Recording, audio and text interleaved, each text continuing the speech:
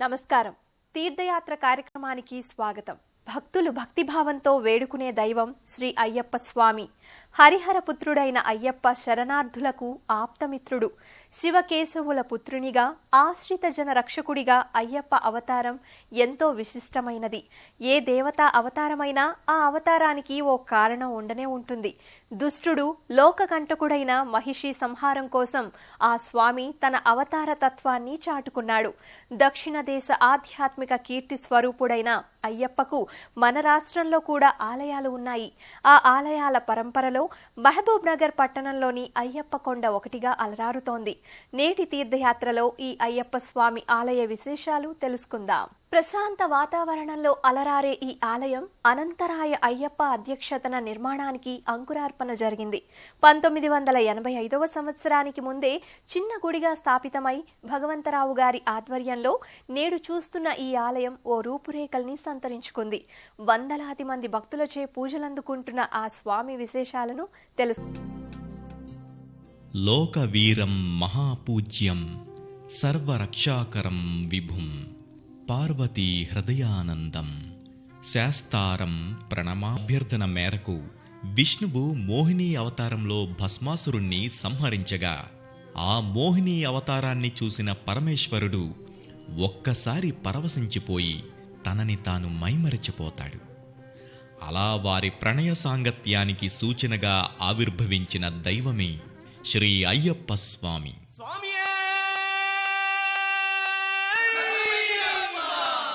స్వామి శరణమయ్య స్వామి శరణు స్వామి శరణు స్వామి శరణమయ్య స్వామి శరణు స్వామి శరణు.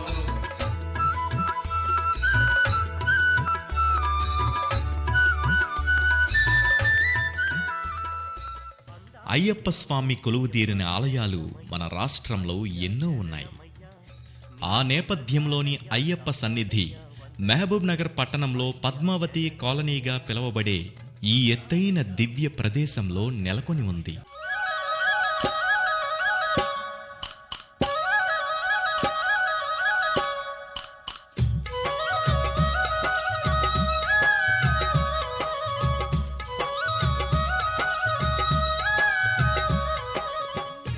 నేడు ఈ పద్మావతి కాలనీ అయ్యప్ప కొండగా నామాంతరం జరిగింది. ఈ ఆలయం 400 అడుగులపై ఎత్తైన భాగంలో నిర్మించడం వల్ల ఈ ప్రాంతానికి అయ్యప్ప కొండ అనే పేరు పెడితే బాగుంటుందని తలచి ఈ ప్రాంతానికి అయ్యప్ప కొండగా నామకరణం చేశారు.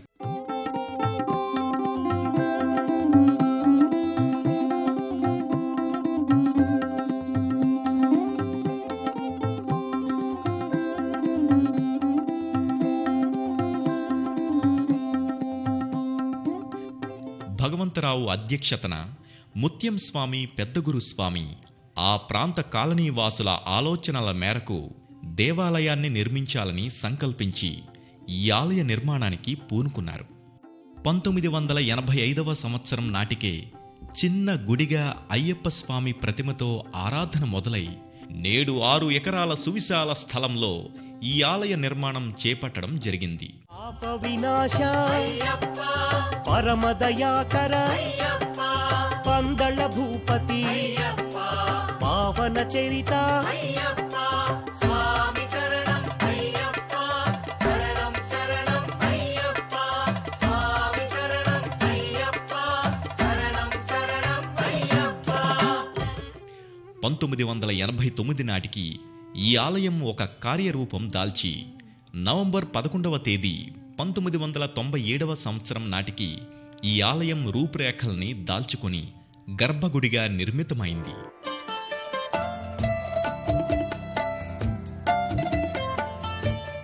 జూన్ 7వ తేదీ 2009లో కేరళ ప్రధాన తాంత్రిగారైన రాజీవ్ తాంత్రిగారి కరకమలముల చేత విగ్రహ ప్రతిష్ఠ జరిగింది.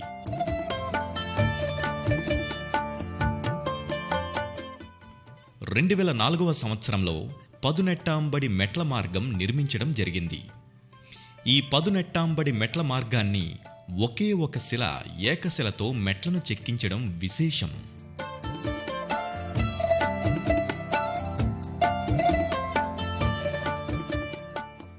హరిహరుల అంశతో జన్మించిన అయ్యప్ప లోకరక్షకుడు. ఆర్తులను దీనులను శరణుజొచ్చిన వారిని అక్కున చేర్చుకునే భక్తాభీష్ట వరదాయకుడు. ఓం శ్రీ స్వామియే శరణమయ్యప్ప అనగానే పులకితుడయ్యే అయ్యప్ప భక్తులు కోరిన వరాలను ప్రసాదిస్తాడు. ఇక్కడి ఆలయ పరిసరాలు భక్తుల మదిలో ఎనలేని ఆధ్యాత్మిక ఆనందాన్ని కలిగిస్తుంది అనడంలో అతిశయోక్తి లేదు.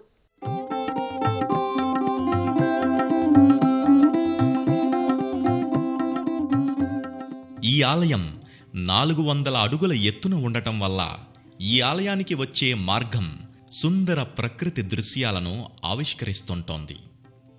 వంపులు తిరిగే ఆ దారిని చూస్తుంటే పరమశివుడి త్రిశూలం ఆకారం వలె ఓంకారం వలె కనిపిస్తుంటోంది.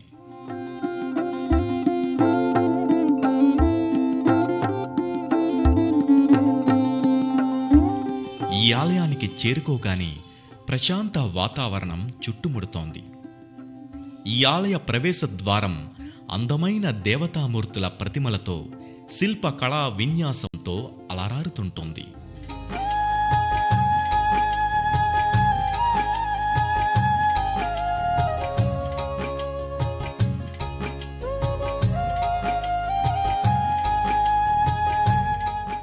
ప్రధానాలయ పై భాగానికి చేరుకోవడానికి ఈ ఆలయానికి ఇరువైపులా మెట్ల మార్గం ఉంటుంది.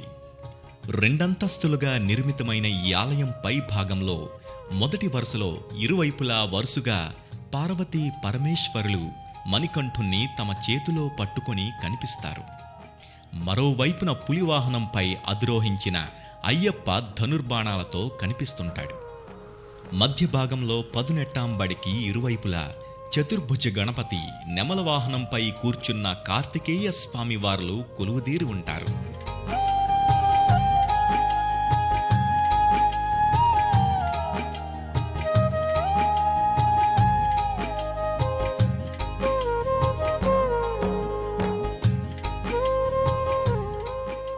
క్రింది భాగంలో శ్రీ మహాగణపతి స్వామి, శ్రీ సుబ్రహ్మణ్యేశ్వర స్వామివారు దండాయుధ పాణిగా నిల్చొని దర్శనమిస్తారు.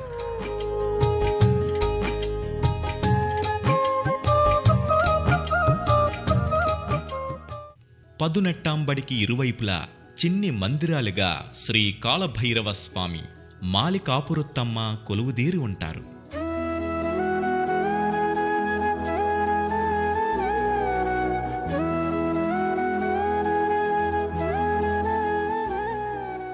ఇరువైపులా ఉన్న మెట్ల మార్గం గుండా ప్రధానాలయ ప్రాంగణానికి చేరుకుంటారు భక్తులు.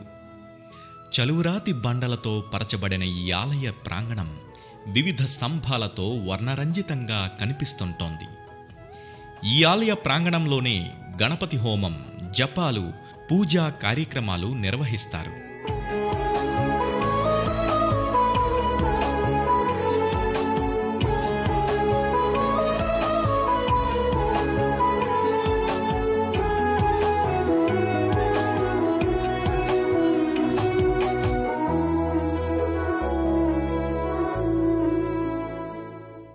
గర్భాలయంలో మోహినీసుతుడు సమ్మోహనంగా కొలువుదీరి ఉంటాడు. హరిహరుల అందచందాల్ని అందిపుచ్చుకున్న అయ్యప్ప సుందర మనోహర రూపుడిగా కనువిందు చేస్తూ ఉంటాడు. తనని దరిచేరవచ్చే భక్తులకు అభయాన్ని ప్రసాదిస్తూ ఉండే ఆ స్వామి దివ్యమంగళ స్వరూపాన్ని మనం కూడా దర్శించుకుందాం.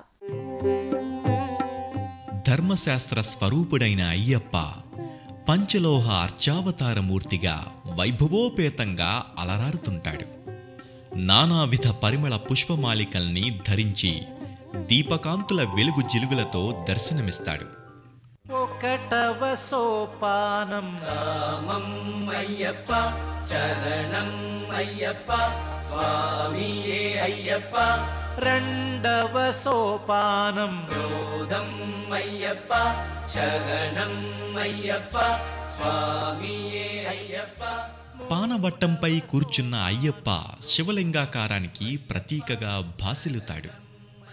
స్వామి ఎడమచేతి వయ్యారపు వంపు, కుడిచేతి చిన్ముద్ర మహావిష్ణువు మోహిని అవతారపు సౌందర్యాన్ని ప్రతిఫలిస్తోంది. స్వామి అయ్యప్ప, స్వామి అయ్యప్ప, నీవే గతిదేవా నన్ను బ్రోవగైకరావా. స్వామి అయ్యప్ప, స్వామి అయ్యప్ప నీవే గతి దేవా నన్ను బ్రోవగైకరావా. శివకేశవుల సమ్మేళన స్వరూపానికి స్పష్టమైన ప్రతిబింబంలా స్వామి గర్భాలయంలో దేదీప్యమానంగా శోభిల్లుతుంటాడు. అయ్యప్ప స్వామి ఆరాధనలో శరణాగతి అనే పరమధర్మం ప్రధానమైనది. అందుకే స్వామియే శరణమయ్యప్ప అంటూ భక్తులు ఆర్తిగా శరణాగతి తత్వంలో శరణఘోషను ఎలుగెత్తి పలుకుతారు. అయ్యప్ప అనే మాటే విశిష్ట మంత్రమై సాధకులకు సిద్ధిని ప్రసాదిస్తోంది.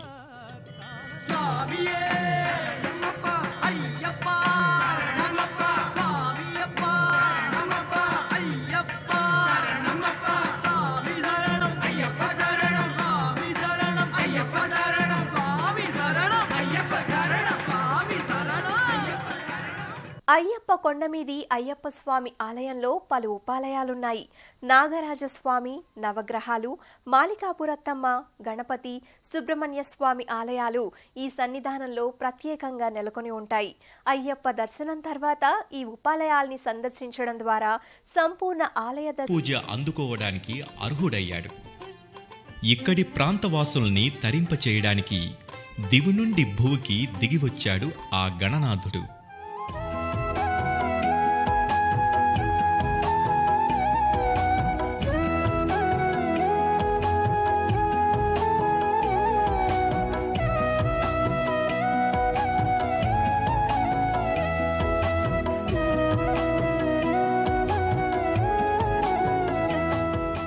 శ్రీ విఘ్నేశ్వర స్వామికి స్వయాన తమ్ముడైన సుబ్రహ్మణ్యుడు ఈ కోవెలలోనే కొలువై భక్తుల నీరాజనాలందుకుంటున్నాడు. తారకాసుర సంహారం కోసం జన్మించిన శివసుతుడు సుబ్రహ్మణ్య స్వామి.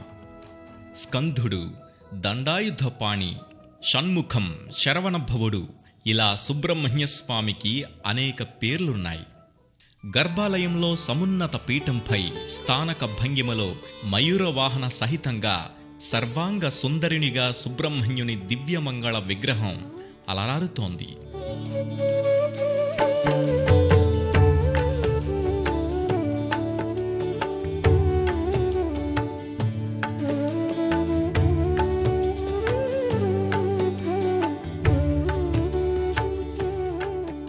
దేవసేనాధిపతి శూరః స్వామి గజముఖానుజః అని అమరం స్వామి వైభవాన్ని కీర్తించింది. సకల దేవగణాల చేత పూజలందుకునే దైవంగా కుమారస్వామిని పురాణాలు పేర్కొన్నాయి. ఆ సుందర రూపుడు ముచ్చటైన రీతిలో గర్భాలయంలో కొలువై భక్తుల నీరాజనాలందుకుంటున్నాడు.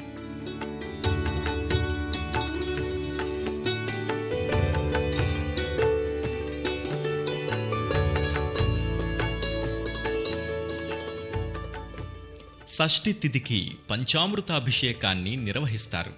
నయన సమ్మోహనంగా వివిధ ద్రవ్యాలతో కొనసాగే ఈ వేడుక భక్తుల్ని ఆకట్టుకుంటోంది. నాగదోషాల నివారణకు, సంతాన రాహిత్యానికి, రుణ విముక్తికి, వివాహ సిద్ధి చేకూరటానికి, జ్ఞానవృద్ధికి, ఆరోగ్య ప్రాప్తికి, నేత్రకర్ణ సంబంధ వ్యాధుల నివారణకు ఈ స్వామి ఆరాధన ఉపకరిస్తుందని భక్తుల నమ్మకం.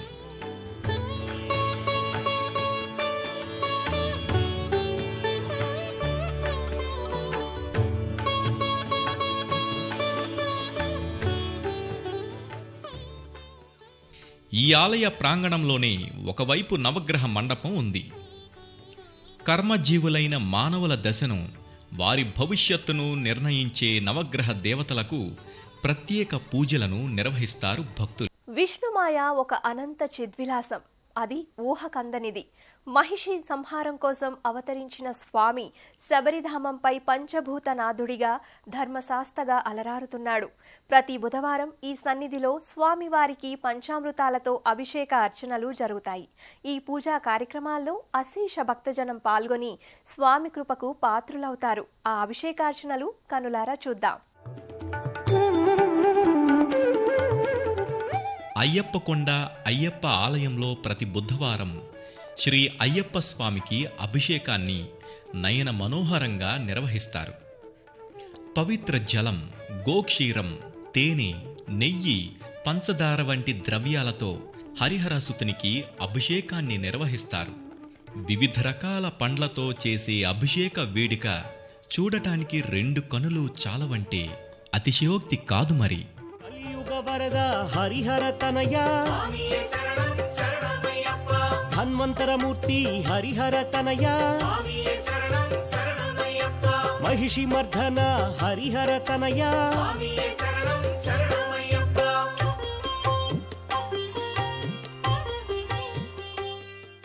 కేరళలోని పంపానది తీరాన ఆవిర్భవించిన శ్రీ అయ్యప్ప స్వామి లీలా విశేషాలను, ఆయన పెరిగిన వాతావరణ నేపథ్యం గురించి ఇప్పుడు తెలుసుకుందాం.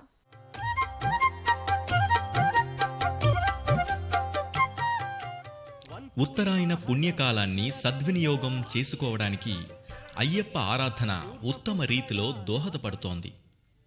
అయ్యప్ప ఆరాధనలో మండల దీక్ష ప్రత్యేకమైనది. అక్టోబర్ నుంచి జనవరి వరకు ఈ ఆలయం భక్తులతో కళకళలాడుతుంటోంది.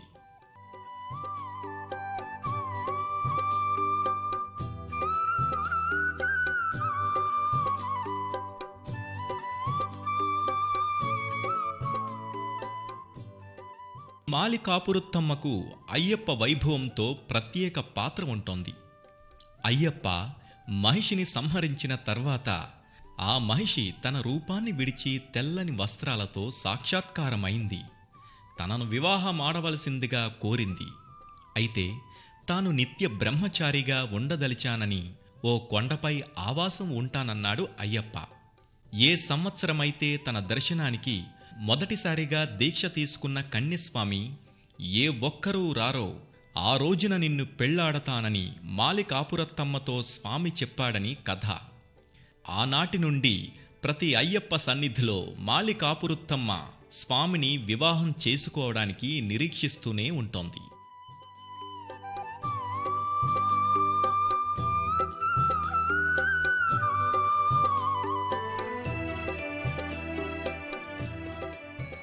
ప్రతి సంవత్సరం డిసెంబర్ 25వ తేదీన మహాపూజను నిర్వహించడం ఇక్కడి పరిపాటి. విశేష పర్వదినాలలో అన్నదాన కార్యక్రమాలు, కలస ఊరేగింపు, పదునెట్టాంపడి పూజలు విధిగా నిర్వహిస్తారు. భగవాన్ శరణం భగవతి శరణం శరణం శరణం అయ్యప్ప భగవాన్ శరణం భగవతి శరణం శరణం శరణం అయ్యప్ప భగవతి శరణం భగవాన్ శరణం శరణం శరణం అయ్యప్ప. అయ్యప్ప కొండపై కొలువుతీరిన ఆ శబరిగిరీశుడు అందరివాడు. అందుకే హరిహర తనయునిగా, విశ్వమోహనకారునిగా, అభీష్ట వరదాయకునిగా భక్తులు అయ్యప్పను ఆరాధిస్తారు. భక్తి భావన, ఆధ్యాత్మిక సాధన, క్రమశిక్షణాయుత ఆలంబనల నేపథ్యంగా స్వామి అయ్యప్ప అర్చనా రీతి ఇక్కడ పరిఢవిల్లుతోంది. శివకేశవుల సమన్వయ స్వరూపమైన మణికంఠుని అనుగ్రహం మనపై సదా ప్రసరించాలని కోరుకుంటూ సెలవు. నమస్కారం. ఈ కార్యక్రమాన్ని ఈటీవీ విన్ మొబైల్ యాప్లో వీక్షించండి.